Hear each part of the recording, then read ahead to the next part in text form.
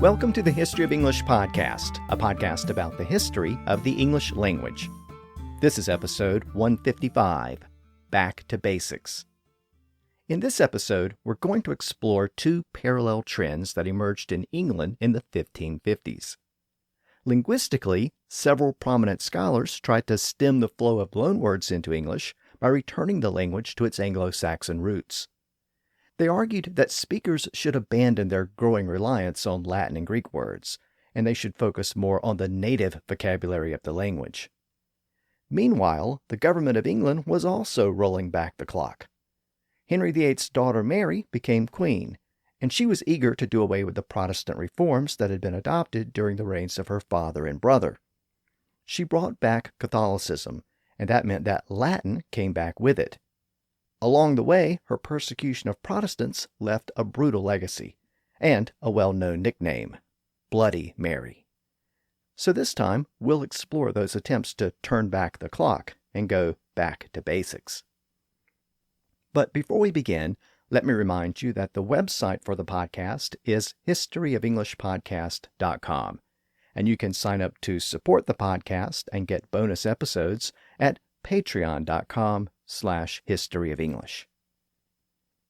Now this time, we're going to look at an attempt by certain scholars in Tudor England to push back against the changing nature of English in the 1500s.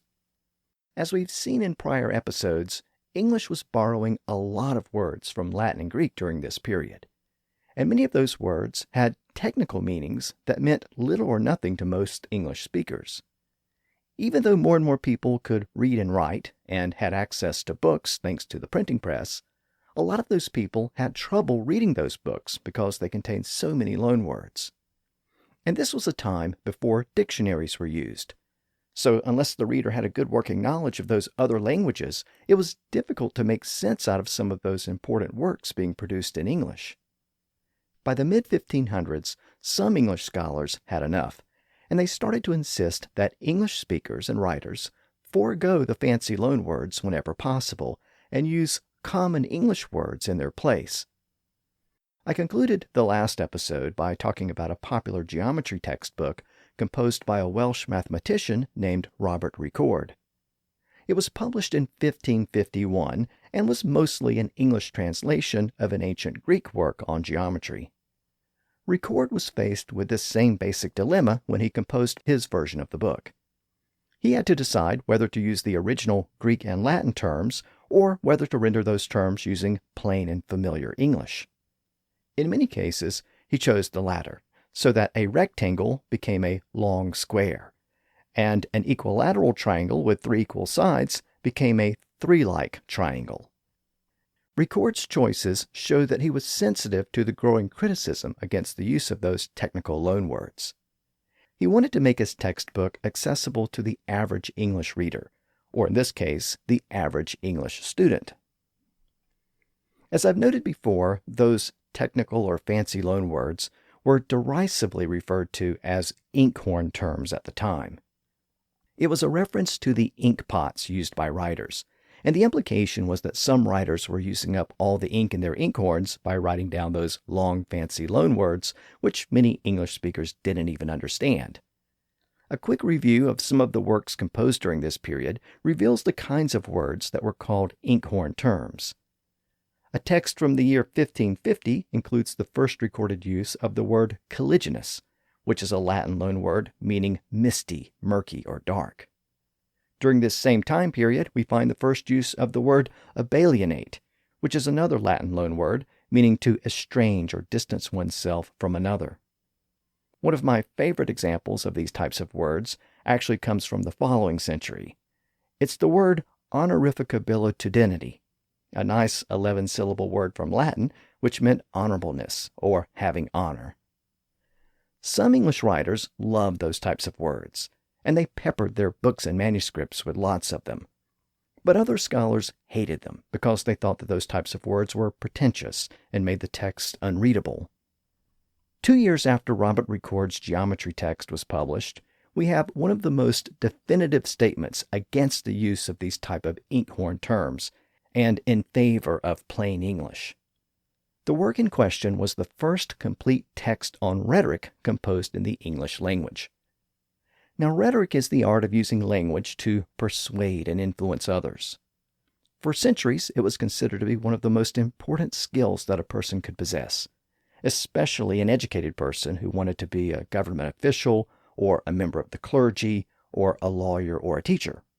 It was one of the most valued skills, and it had been for centuries. The ancient Greeks had written extensively about the use of rhetoric, and in fact, the word rhetoric is a Greek word. You might also remember that the 3 basic courses taught in virtually every school in the Middle Ages was called the trivium, which consisted of grammar, logic, and rhetoric. That's how basic and important rhetoric was in medieval and early modern Europe. But rhetoric was almost always taught in Latin. There had never been a complete and systematic textbook on rhetoric composed in English. That is, until the current point in our story, early in the year 1553.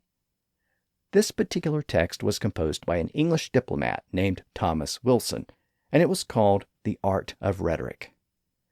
Wilson basically took the traditional Latin approach to rhetoric and he adapted it to an English audience, and the work proved to be very popular. It went through 8 editions.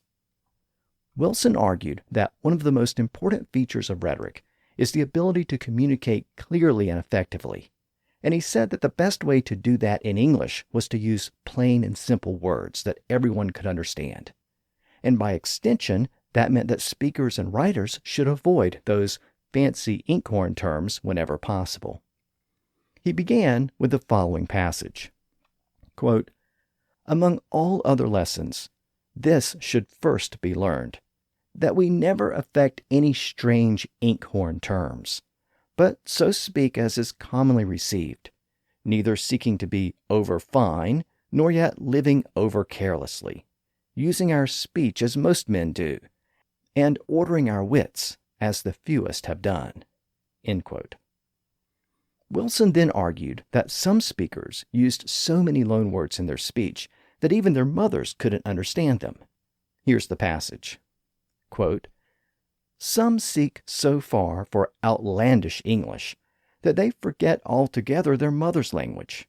If some of their mothers were alive, they would not be able to tell what they say. And yet these fine English clerks will say they speak in their mother tongue if a man should charge them for counterfeiting the king's English." End quote. Wilson then wrote that some people were impressed by those foreign loanwords, thinking the speaker to be educated and worldly. But then he showed why the excessive use of those words was counterproductive. He included a letter which he said he received from a man in Lincolnshire who was seeking his help in obtaining a vacant benefice, which was an ecclesiastical position. So he was basically looking for Wilson's help to land a job. Now, Wilson may have made up the letter to prove his point. It seems like an intentional exaggeration or parody. I'm just going to read the first couple of lines, which is enough to illustrate the point. "Pondering, expending, and revoluting with myself your ingent affability and ingenious capacity for mundane affairs, I cannot but celebrate and extol your magnificent dexterity above all other. For how could you have adapted such illustrate prerogative and dominical superiority, if the fecundity of your ingeny had not been so fertile and wonderful pregnant?" End quote. At the end of the letter, which continues on for several more sentences in the same way, Wilson included the following statement about the writer of the letter. Quote, "What wise man reading this letter will not think him for a very calf," which was a slang term at the time for idiot or dolt. Wilson then concluded with the following passage. Quote, "Do we not speak because we would have others to understand us? Or is not the tongue given for this end, that one might know what another meaneth? And what unlearned man can tell what half this letter signifieth? Therefore, either we must make a difference in English, and say some is learned English, and other some is rude English, or the one is court talk, and the other is country speech, or else we must of necessity banish all such affected rhetoric, and use altogether one manner of language." End quote. So In the end, Thomas Wilson's textbook on English rhetoric argued for a return to a plain and simple form of English that could be understood by all speakers. He argued against the division of English between educated or courtly speech on the one hand and rustic or country speech on the other. In essence, he was arguing that educated speakers should go back to basics and return to the traditional roots of the language. Well, in the mid-1550s, people felt that way about a lot of things. The reign of Henry VIII had been very turbulent, and a lot of traditions had been thrown out of the window, especially when it came to religion.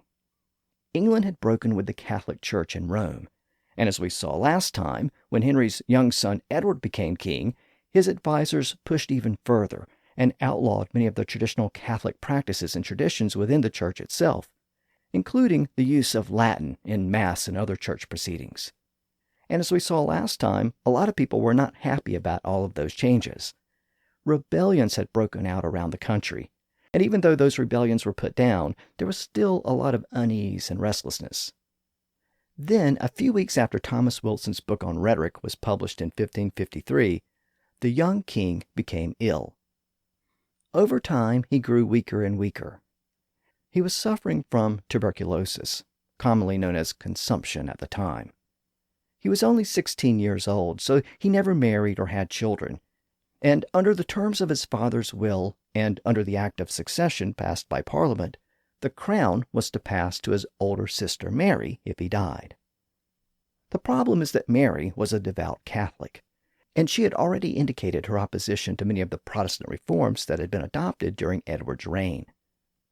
Edward and his advisors suspected that she would immediately reverse all of those reforms as soon as she became queen, and she might even use her authority to persecute the reformers themselves. Of course, Mary's younger sister was Elizabeth, who was a Protestant. But just as many Protestants opposed Mary, many Catholics opposed Elizabeth. As we saw in prior episodes, Henry's messy divorce from Catherine of Aragon had created competing claims of legitimacy between the two sisters. Since the Pope never consented to that annulment, many Catholics considered Henry's second marriage to Anne Boleyn to be illegal, and therefore Anne Boleyn's daughter Elizabeth to be illegitimate. Of course, many Protestants argued that Henry had the right to break with Rome and annul his first marriage. So not only was Elizabeth legitimate in their eyes, it also meant that Mary was illegitimate, because the annulment of that first marriage meant that the marriage was never valid, and therefore Mary herself was illegitimate. It seemed that neither of Edward's sisters would be fully accepted as queen. So Edward tried to pull a rabbit out of the hat, and that rabbit was his cousin, Lady Jane Grey. She was the granddaughter of Henry VIII's sister, Mary, and she was a Protestant. She was also married to the son of Edward's closest advisor, John Dudley. I mentioned Dudley in the last episode. He had put down a rebellion in the east of England and subsequently became the head of the council that was ruling England while Edward was a minor. That made him the de facto ruler of England at the time, and Jane Grey was his daughter-in-law, so he recommended to Edward that she be named as the successor. Technically speaking, she was actually next in line to the throne after Mary and Elizabeth under the terms of Henry VIII's will, but it was still a big leap to skip over Mary and Elizabeth to get to her. Nevertheless, Edward liked the idea, and he wrote a will declaring that the throne would pass to Jane if he died without any descendants. Most of Edward's advisors balked at the idea. Edward was still a minor, so it wasn't even clear if he could legally sign a will. Furthermore, the will violated an existing Act of Parliament. But despite the opposition, Edward forced some of the leading government officials to give their consent to the plan on his deathbed. One of the persons who gave his consent was Edward's official tutor and schoolmaster, a prominent scholar named John Cheek. Cheek was also a Cambridge professor and one of the leading scholars of Greek in England. But he was also an advocate for the use of English, especially plain English. As we'll see later in the episode, he was another scholar during this period who urged writers to resist loanwords and use basic English words in their manuscripts. Well, by this point, Cheek was a member of Edward's Privy Council, and he was also a staunch Protestant who feared that Mary would roll back all of the Protestant reforms that had been implemented. So he went along with the plan to put Lady Jane Grey on the throne. Edward died a short time later on July 6, 1553. His death was kept secret at first while Jane was brought to London. After arriving in London, she was told that Edward had died and that he had designated her as his successor. She initially refused the crown, but then reluctantly agreed to go along with the plan. Her father-in-law, Dudley, promptly proclaimed her as the new Queen of England. Of course, Edward's sister Mary was having none of it. She wrote to the Privy Council asserting her right to the throne and demanding the council's loyalty. Now, someone had to write back to her to tell her that her cousin Jane was already on the throne, and that task was given to John Cheek, Edward's old schoolmaster. He wrote back to Mary, informing her that the council had decided to follow Edward's will and recognize Jane Grey as queen. But the idea of Jane Grey assuming the throne over Mary and Elizabeth went over like a lead balloon. It was too much of a reach. The general public refused to accept her as queen, and that quickly became apparent. Dudley's plan was to seize Mary and bring her to London before she could gather forces to challenge Jane. But he couldn't act fast enough. Several prominent nobles immediately threw their support to Mary, and many common people took up their weapons to defend Mary's claim. The city of Norwich soon proclaimed Mary as the rightful queen. Then Dudley's own forces started to defect to Mary's side as well. When many of the leading government officials also declared their support for Mary, Dudley saw the writing on the wall and laid down his arms. After just 9 days, Lady Jane Grey's attempted reign came to an end, and Mary entered London without any resistance. Dudley was executed for treason a short time later, but otherwise, Mary actually showed a great deal of leniency to the people who had plotted against her. Jane Grey was placed in prison, but not executed, at least not at this point. Edward's old schoolmaster, John Cheek, was also thrown in the Tower, but a year later he received a pardon and was released. And as we'll see a little later in the episode, he became another important voice in the movement for a plain and simple form of English that didn't rely on foreign loanwords. So, in July of 1553, Mary Tudor, the eldest daughter of Henry VIII, finally secured the throne.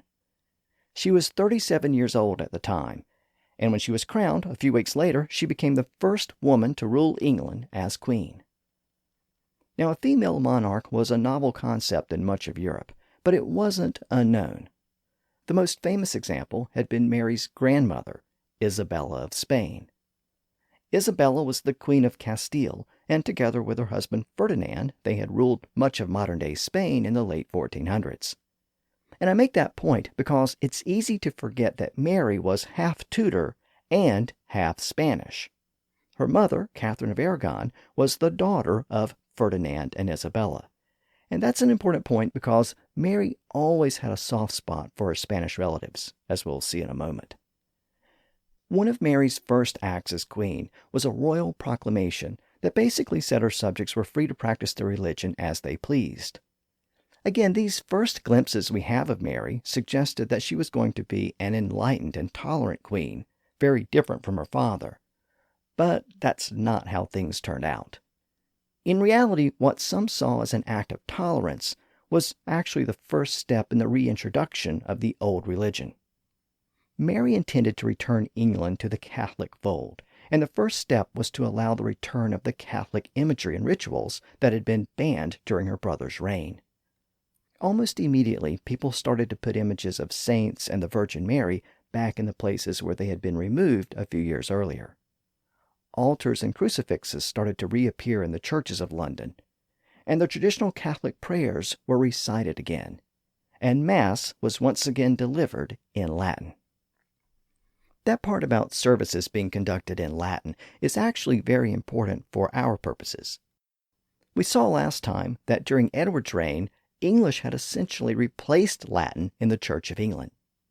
It was a change that was met with fierce resistance in some places, but now that change was reversed. English was out, and Latin was back in. Now, obviously, the Protestant Reformation was one of the most important events in the history of England and the history of Europe. And there were many different aspects of the Reformation that had consequences going forward. But one aspect that often gets overlooked is the linguistic aspect. As we've seen throughout the podcast series, there was a common linguistic tension at work in the Reformation. Catholics favored the traditional approach to Christianity that had been used throughout the Middle Ages, and that included the Latin Bible and Latin church services. But Protestants, even including pre-Protestants like John Wycliffe, favored the use of English. They wanted the Bible in English, and they wanted church services in English. Those Protestant reformers had finally gotten their way in Edward's reign with an authorized Bible and a Book of Common Prayer, both composed in English and both required throughout the country. Now, under Mary, the clock was turned back, and Latin once again became the norm. During this period, a London cloth merchant named Henry Machen maintained a diary, which has survived to this day. Even though it's often described as a diary, it's really more like a chronicle, because his entries aren't really personal. They tend to be about what was happening in the country at the time. At any rate, his entries span Mary's reign, and during the first year of her reign, he continually noted that masses were being conducted in Latin. The first such entry occurred just 5 days after Mary's proclamation, allowing people to worship as they pleased. On August 23rd, he wrote, quote, "The same day began ye Mass at St. Nicholas Col Abbey, godly song in Latin." The same day began the Mass at St. Nicholas Col Abbey, goodly sung in Latin. A month later, he noted the funeral service for John Dudley, the man who had conspired to put his daughter-in-law, Lady Jane Grey, on the throne. He was executed for treason, and the diary notes that, quote, "There was at his burial priest and clerks singing in Latin." There was at his burial priest and clerks singing in Latin, end quote. 3 more entries in October and November also include references to church services being conducted in Latin. But after that year, he doesn't mention the language of the services at all. So apparently he felt that it was notable at the time that the language of those services had reverted back to Latin. But then it just became the norm again. Shortly after Mary's coronation, her first Parliament met, and it embraced her plan to return England to the Catholic fold. The House of Commons repealed all of the Protestant reforms that had been implemented during Edward's reign, effectively resetting the clock to the time of Henry VIII's death. So the Church in England was still technically separated from the Catholic Church in Rome, but Henry's church was basically Catholicism without the Pope. So now England returned to that state of things. Catholic rituals and ceremonies were no longer just permitted, they were now required. Edward's Book of Common Prayer in English was thrown out. Parliament even reversed the annulment which had ended Henry's marriage to Catherine of Aragon, so now there was no further question about Mary's legitimacy.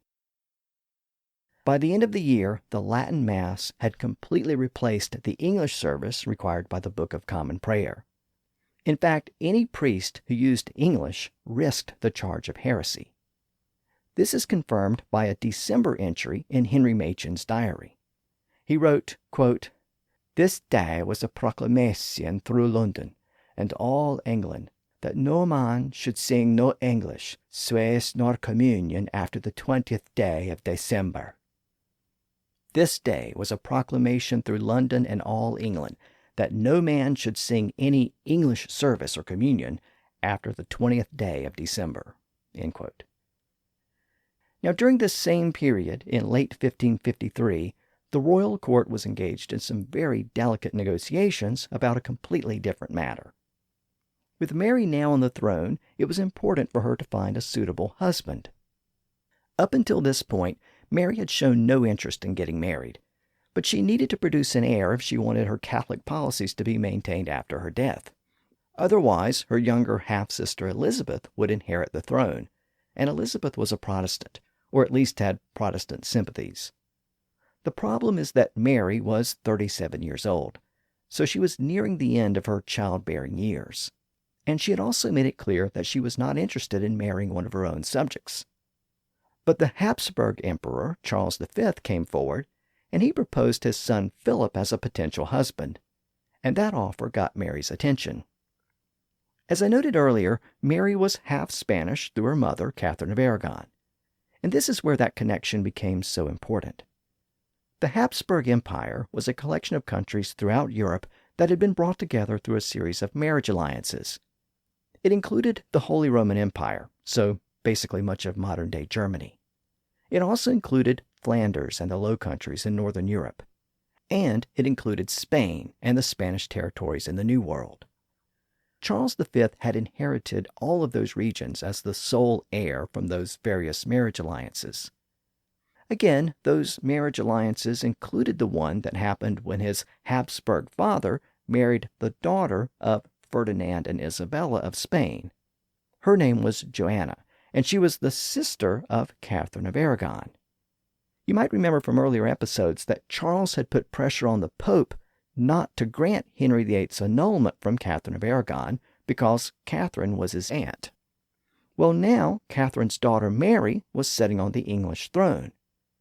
They were related, and they had a close relationship. And the Habsburg Empire and England had traditionally been allies since they had a common enemy in France. So a marriage alliance between the two realms made sense to Charles, and it also seemed to make sense to Mary.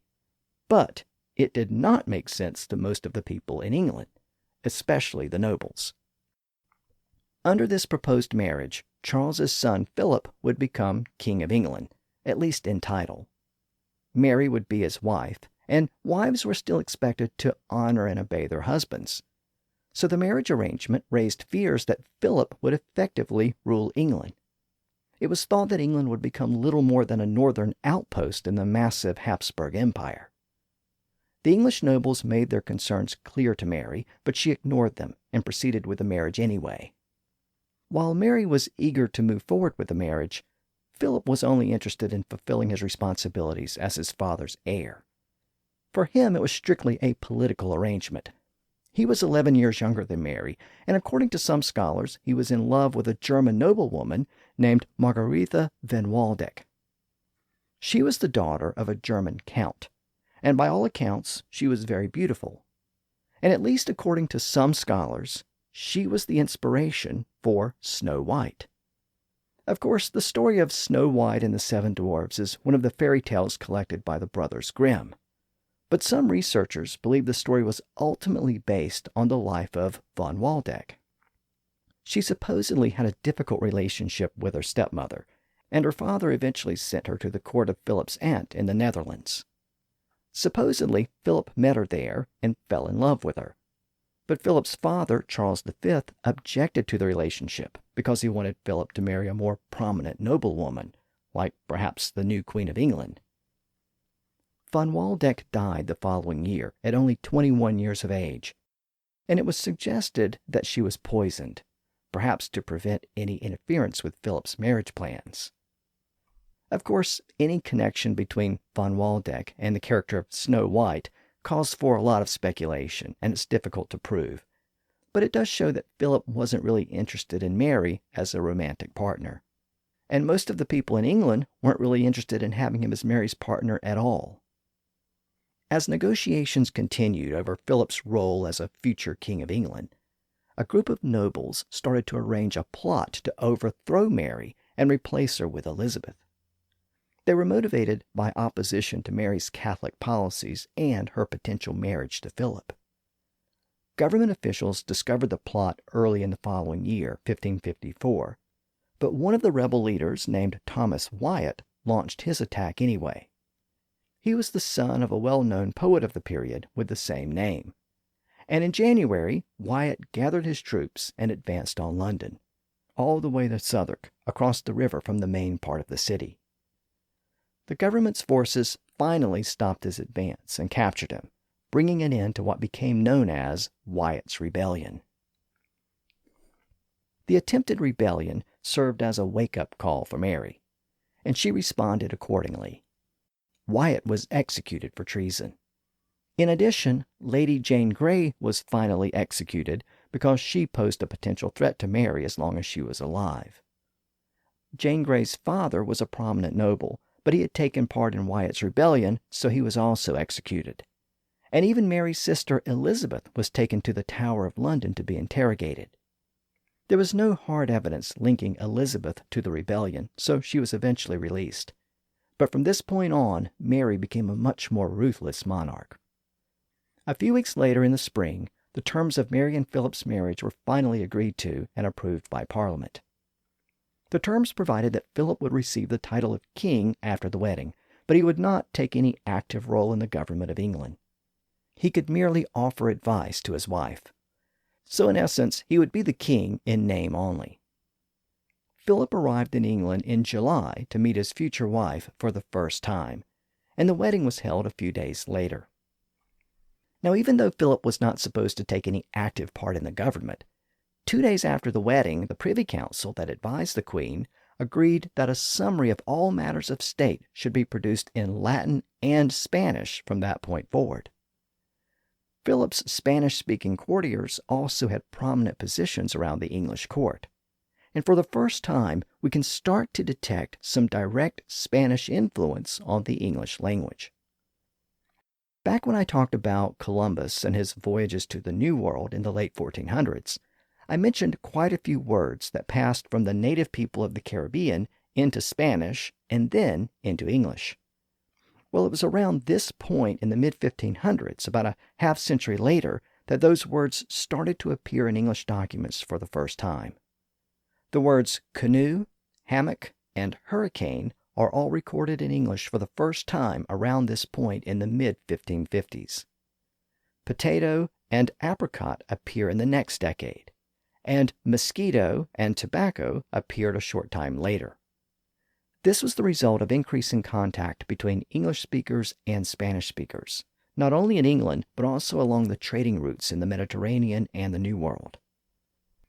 Remember that Spain was part of the larger Habsburg realm, and it had acquired massive territories in the New World, so it had quickly emerged as a major European power. It was also staunchly Catholic, and all of that helps to explain why the Spanish influence was so feared and resented in England. Shortly after the marriage of Mary and Philip, England made amends with the Catholic Church in Rome.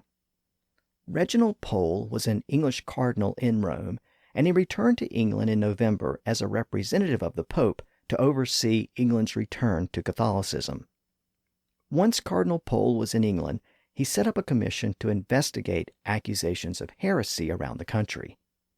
Heresy basically meant any religious views that were not Catholic. Now, I mentioned the diary that was maintained by Henry Machen earlier in the episode. Well, the diary includes an entry from around this time, specifically January 1st, 1555. The entry notes what happened to a group of worshippers when they tried to conduct a Protestant service in English.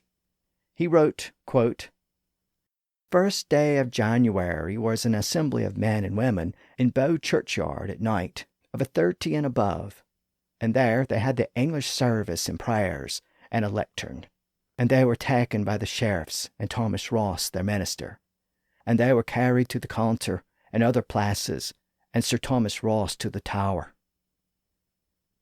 The first day of January were an assembly of men and women in Bow churchyard at night, of a 30 and above, and there they had the English service and prayers and a lectern, and they were taken by the sheriffs and Thomas Ross their minister, and they were carried to the Counter and other places, and Sir Thomas Ross to the Tower. End quote. Now, we don't know what happened to that specific group of people, but we do know what happened to the people who came after them. A few days later, the English government once again authorized the church to burn heretics at the stake. Now, back when I talked about John Wycliffe and the first English Bible in the late 1300s, I noted that the church tried to punish his followers, known as the Lollards, by implementing a law called De Heretico Componendo, which literally meant on the burning of heretics. It allowed the church to punish anyone found guilty of heresy by burning them at the stake. It was used against Wycliffe's followers in the 1400s, but it was repealed during the reign of Henry VIII. Well, now it was brought back.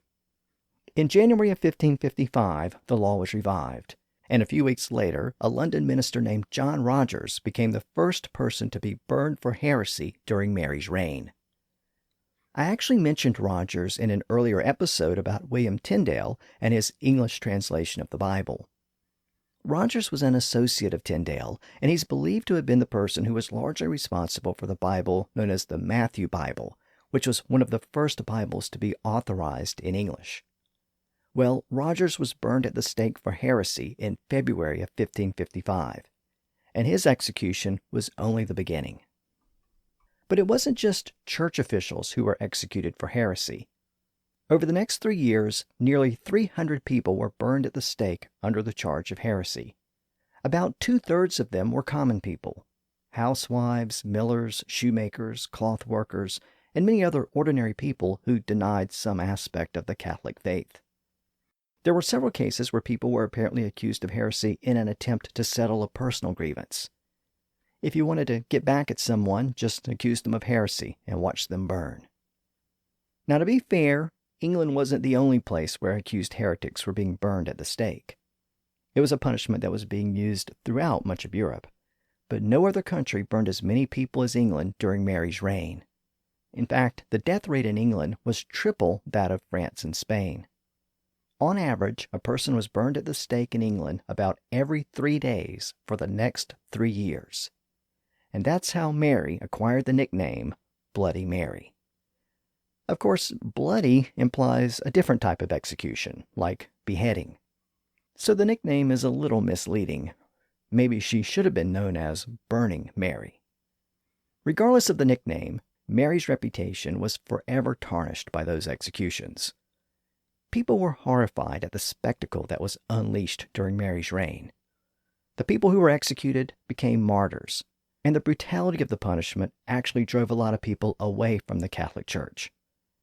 The executions were also equated with the brutality of the Spanish Inquisition, which only caused more resentment at the time about the Spanish influence in the English court.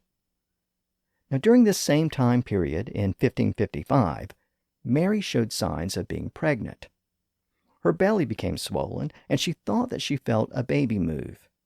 She convinced herself and those around her that she was indeed pregnant. Everyone in England awaited the birth of Mary's heir. But more than 9 months passed, and a baby never came. It was a false pregnancy, a condition which her mother had also experienced, and it was a condition that would return a couple of years later.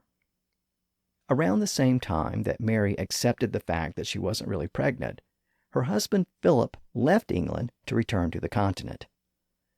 By this point, Mary had fallen in love with Philip, but the feeling wasn't mutual.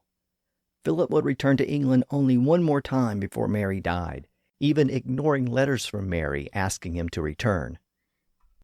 During this time, Mary became increasingly isolated and depressed, and according to some accounts, she became paranoid, rarely leaving the confines of the royal court and barely sleeping at all. And she may have been somewhat justified in that concern because another plot to overthrow her was uncovered in the following year, 1556. The plot was hatched in France by another member of the Dudley family named Henry Dudley. Again, the idea was to depose Mary and replace her with her sister, Elizabeth. The plot was uncovered and some of the conspirators in England were executed, but Dudley remained in exile in France. He later returned to England when Elizabeth became queen and received protection and an annuity from her.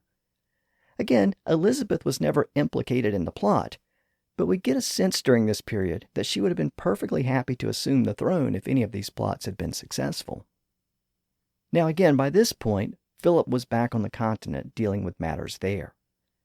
And around this same time, his father, Charles V, began dividing the massive Habsburg realm between Philip and Charles's brother Ferdinand. Charles abdicated the throne and retired to a monastery to live out his final days. His brother Ferdinand received the lands of the Holy Roman Empire in Central Europe, whereas Philip received Flanders and the other parts of the Low Countries, which were increasingly known as the Netherlands. A few months later, Philip also received Spain and the Spanish territories in the New World. Philip now officially became the King of Spain, and technically Mary became the Queen of Spain. But each spouse ruled over his or her respective realm. Mary was never crowned in Spain, and Philip was never crowned in England. I should note that Philip did put pressure on Mary to be crowned in England after this point, but there was too much opposition within England, so Mary never agreed to it. Now, I should also make a quick note about Philip's uncle Ferdinand, who inherited the lands of the Holy Roman Empire when the Habsburg realm was divided. Ferdinand was already the king of Hungary at that point, so his new realm included a large portion of Central Europe. With such a vast territory, nobles of the region often had to travel great distances. And as it turns out, a popular type of carriage was being built in the Hungarian city of Kocs. It was larger and heavier than the traditional carriage, and that meant that it provided a smoother ride over the unpaved roads at the time, and it soon became popular throughout Europe, especially among the wealthy who could afford it. In Hungary, it was called a kocsi zakar, literally a kocsi carriage, or a carriage made in Kocs. As the name passed through those other European languages, it was shortened to just kocsi, and then within French it became coach. And that's how the word passed into English at the current point in our story in the year 1556. Of course, today we can use the word by itself to mean a type of horse-drawn carriage, but we also use it in the common term stagecoach. The word coach made its first recorded appearance in English around this time in a letter from an English diplomat named Sir Philip Hoby. Philip had been the English ambassador to the Holy Roman Empire in Flanders, and he was very familiar with this popular type of carriage. In July of 1556, he sent a letter to his friend William Cecil, inviting Cecil to his home in Bissum. Now, if you know the history of this period, you'll know that William Cecil soon became the chief advisor to Elizabeth when she became queen. But for now, he was a member of Parliament and a close friend of Philip Hoby. At the time, Cecil's wife was pregnant, so in his letter, Hoby offered to send one of the new carriages to make the journey easier. He wrote, quote, "Peradventure my lady stayeth you, who you will say cannot ride. Thereto will I provide this remedy, to send her my coach, because she shall have the less travail thither, and you no excuse to make." End quote. According to the Oxford English Dictionary, that's the first recorded use of the word coach in the English language. Of course, a coach was something that carried you from one place to another. That sense of transportation is still found in the term coach when it's used in regard to air travel. If you fly coach, you're flying economy or tourist class. But in the 1800s, the term was extended to certain types of people. If a person helped you along in your studies and guided you along the way, they were said to be a type of coach. And that gave us the modern sense of the word coach as a teacher or a leader, especially in sports. But all of those senses of the word coach ultimately go back to the town of Kocs in Hungary and the special type of carriage that was made there in the 1500s. Now, a few months later, in March of 1557, Philip made his way back to England for the second time, but it was strictly a business trip. Philip was at war with France, and he needed money and troops. Mary agreed to ask England's Privy Council to declare war on France, but the council had no interest in fighting Philip's war. It did agree to give him some money and some naval support, but that was it. Mary was furious at the council's refusal to declare war on France. But a month later, things changed. In April, there was another attempt to overthrow Mary. This time, the plot was hatched by an English exile named Thomas Stafford. With French help, he landed at Yorkshire with 2 French ships and a small group of men. He and his men seized a castle at Scarborough, but the government forces quickly recovered it. Stafford was captured and executed a short time later. The rebellion fizzled, but the French involvement was enough for England to formally declare war against France in June of 1557. Philip left a few weeks later to pursue the war, and that would be the last time that he and Mary would see each other. But it wouldn't be the last time that England had to deal with Philip. Shortly after Philip headed back to the continent, we have another entry in that diary that was being maintained by that London merchant named Henry Machen. In an entry dated September 13, 1557, he wrote, "The 13th day of September died Sir John Cheek, sometime schoolmaster unto King Edward VI, till he died." The 13th day of September died Sir John Cheek, sometime schoolmaster unto King Edward VI, until he died. End quote. This entry was a reference to the death of John Cheek, the man who had been King Edward's tutor and had supported Lady Jane Grey when she was put forth as queen after Edward's death. Earlier in the episode, I mentioned that he was a prominent scholar at the time, and he was pardoned after his involvement in the plot to place Jane Grey on the throne. I also noted that he was another scholar who advocated for a return to a simpler form of English without so many loanwords. Well, just a few days before he died, he had written a letter to a friend and former student named Thomas Hoby.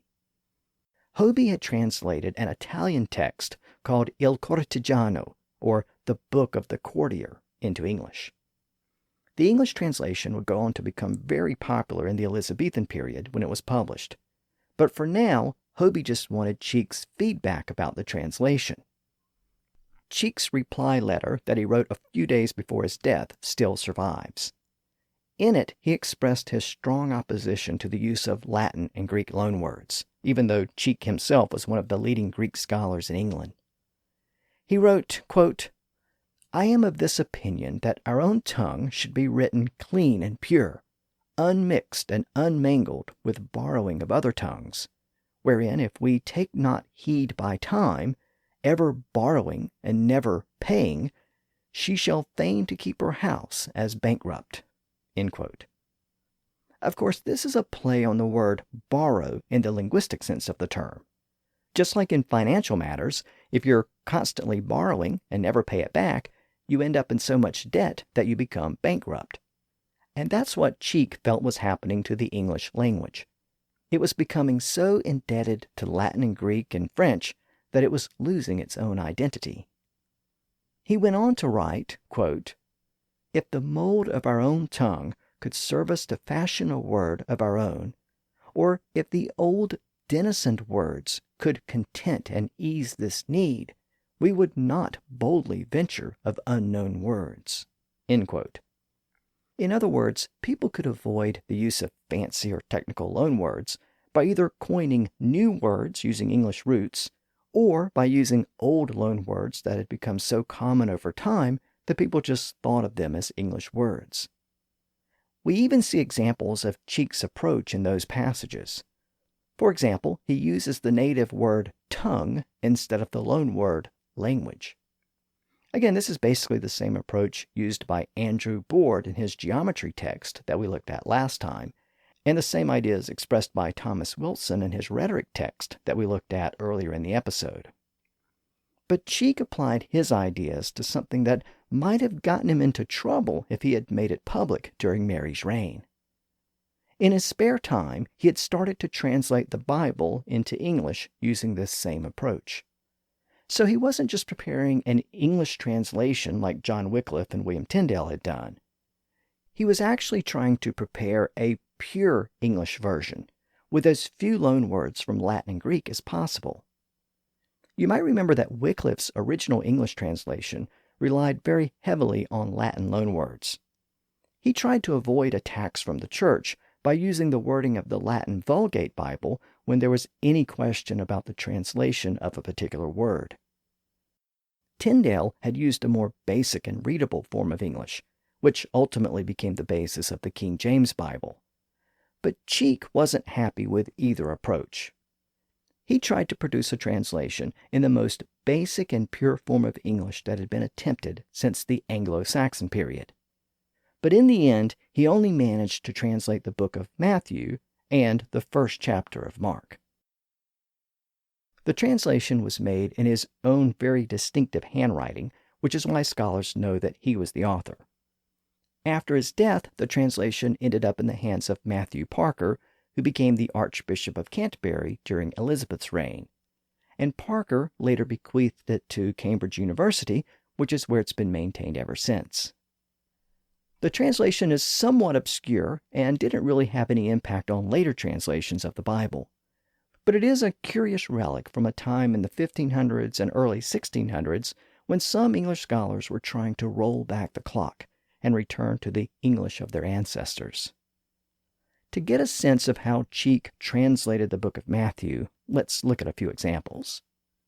The first verse of the first chapter of the book includes the following line in William Tyndale's translation. Quote, "This is the book of the generation of Jesus Christ, the son of David, the son also of Abraham." End quote. But Cheek translated the same line as, quote, "This is the book of Jesus Christ's stock, who came of David, and also of Abraham." End quote. So he replaced the Latin and French word generation with the Old English word stock. In Tyndale's translation, a passage in chapter 4 about Jesus healing the sick referred to, quote, "those which were lunatic and those that had the palsy," end quote. Well, lunatic was a French and Latin loanword derived from the Latin word luna, meaning moon.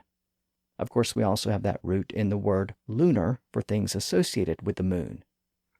The word lunatic was based on an old idea that changes in the moon cycle affected people's sanity and state of mind. Well, Cheek didn't like the word lunatic in that passage, so he referred to those that were mooned. So he simply substituted the Old English root word moon for the Latin root word luna, and those that were lunatic became those that were mooned. A reference in chapter 7 to the French word miracles was changed to the Germanic phrase mighty things. In the next verse, the Latin and French term iniquity became the more basic Germanic word unlawfulness. In chapter 8, Tyndale made reference to a Roman centurion. The term is obviously related to the word century and is derived from the Roman word centum, meaning 100, because a centurion originally meant the head of a centuria, or a group of 100 foot soldiers. Well, Cheek didn't like the use of the Latin word centurion, so he changed it to hundreder. Again, he replaced the Latin root word with the English equivalent. In later passages, Tyndale's treasure became Cheek's storehouse. Tyndale's blasphemy became Cheek's ill words. Tyndale's use of the Latin and French word eternal was replaced with the word everlasting, based on the Old English roots ever and last. Perish became go away. Baptism became washing. Prophet became foresayer. Crucified became crossed. And resurrection became uprising and gain rising. You get the idea. Again, this approach was not applied consistently. Sometimes Cheek kept the Latin or Greek or French terms, and sometimes the substitutions were made in one verse, but not in another.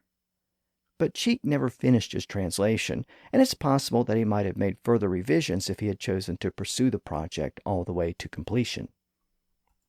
Now, Cheek's Bible translation and Andrew Board's geometry text that we looked at last time, and Thomas Wilson's rhetoric guide, which we explored earlier in the episode, were all composed in the 1550s, and they all represent a last-ditch effort to return English to its roots by reducing the Latin and Greek influence on the language.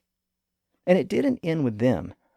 In the 1570s, a priest named Ralph Lever composed an important text on logic in English, and he took largely the same approach. He titled it The Art of Reason, rightly termed witcraft, teaching a perfect way to argue and dispute. So even in the title, he coined the term witcraft, the craft of using one's wit, as a substitution for the Latin and French word reason. In the text, he routinely coined new words based on English roots to replace loanwords. For example, in place of the Greek word synonym, he used the term like-meaning words. He wrote, quote, "Like-meaning words are one in meaning and diverse in sound, as rich and wealthy, and color and hue." End quote. Similarly, words with the same pronunciation but different meanings were called like-sounding words, not homonyms or homophones. In Lever's text, a conclusion was an end say, what you say at the end. A premise was a for say, what you say before. If a proposition was conditional, it was an if say, what you say if something is true. A contradiction was a gainsay, combining the words say and the word gain, which we have in the word against. So a gainsay was something said against something else. An affirmation was a yea-say, and a negation was a naysay. Interestingly, that word naysay is the only word coined by Lever that has survived into the English we speak today. And there's some evidence that the modern version of naysay actually developed at a later date independently of Lever's usage. Other writers also took up this mantle. The great Elizabethan poet Edmund Spenser wrote most of his works in the last couple of decades of the 1500s, and he also championed plain English words. So we have this prominent line of thought in the second half of the 1500s that English needed to get back to its roots. Literally its roots, its basic Old English and Germanic root words. That was what was needed to maintain it as a distinct language, and to avoid it becoming a mixture of different languages, what Edmund Spenser once called a hodgepodge of other speeches. But those sentiments were not shared by everyone. A writer named George Petty embraced loanwords because he thought it gave the language diversity. And just as importantly, he felt that it was an inevitable change that couldn't be reversed. So it was better to just embrace the change. In the preface to a text he composed in the 1580s, he took a shot at writers like John Cheek, who had argued that English had borrowed so many words that it had become bankrupt. He pointed out the hypocrisy of those who demanded plain English when the word plain is itself a loanword. He wrote, quote, "Wherefore I marvel how our English tongue hath cracked its credit, that it may not borrow of the Latin as well as other tongues. And if it have broken, it is but of late, for it is not unknown to all men how many words we have fetched from thence within these few years, which, if they should be all counted inkpot terms, I know not how we should speak anything without blacking our mouths with ink. For what word can be more plain than this word plain, and yet what can come more near to the Latin?" End quote. This debate was fundamentally a debate over the nature of the English vocabulary. Should it be more Germanic or more Latinate? Should it return to its roots or embrace the changes that were taking place? In the end, it's fair to say that the purists lost the debate. Most of their attempts to coin new words on Old English roots sound weird and funny to us today because they were never really embraced by other speakers and writers. We use Latin and Greek loanwords today, and they seem as if they were always part of the language. So in that sense, it's easy to look at writers like Thomas Wilson and John Cheek and Ralph Lever and see them as Don Quixote tilting at windmills, or as the Danish king Canute sitting on the edge of the sea trying to hold back the incoming tide. The English language had changed, and the changes were going to continue. Those who tried to roll back the clock were fighting a losing battle. But that's not to say that they had no impact at all. Even though a lot of those Latin and Greek loanwords survived, the fact is that a lot of them also disappeared. Maybe there were so many that it was inevitable that some of them would fall by the wayside over time. But it's also possible that people sensed that English was becoming difficult to understand with so many loanwords in its vocabulary. So there was a process by which a lot of those words fell out of use and aren't really found in works after the Elizabethan period. According to the British linguist David Crystal, about a third of all new loanwords that appeared in the 1500s and 1600s disappeared after that point. That included words like cohibit, meaning to restrain, and suppeditate, meaning to supply, and adminiculation, meaning to aid. For some reason, words like transmit and remit survived in the language, but the related word demit, meaning to dismiss, disappeared. And though the debate over loanwords was at its height in the second half of the 1500s, it never completely went away. William Shakespeare benefited greatly from the richness and variety of the New English vocabulary, but even he sometimes poked fun at the excessive use of fancy loanwords in his plays. And in the late 1800s, an English priest and poet named William Barnes tried to revive the old inkhorn debate by insisting that foreign words be replaced with new words coined on Old English roots. He called the English of his period Englandish instead of English. Barnes' approach was to break down a loanword into its basic elements and then reconstruct the word using Old English roots. So the Greek word anachronism could be broken down into its various parts: the negative prefix an, the root chronos, meaning time, and the suffix ism. Those elements could be replaced with the Old English prefix mis, the Old English word time, and the Old English suffix ing, thereby producing the word mistiming as an alternative to anachronism. He coined lots of words on that model. He called a synonym a namesame. A noun was a name word. A verb was a time word. An accent was a word strain. Needless to say, he didn't have much success with those new terms. He also revived old words that had largely fallen out of use or had become antiquated, like chapman for merchant, and gleeman for musician, and leechcraft for medicine.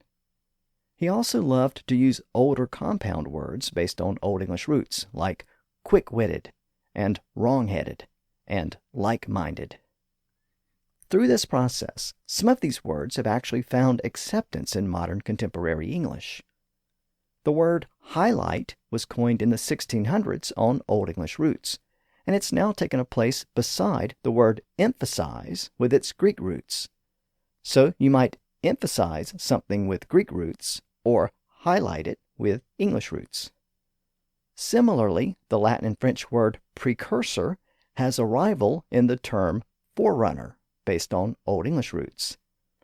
Forerunner appeared in late Middle English and is now routinely used alongside the word precursor. And if you need help with a project, you can consult a manual derived from Latin and French, or a handbook based on Old English roots. But these are rare exceptions.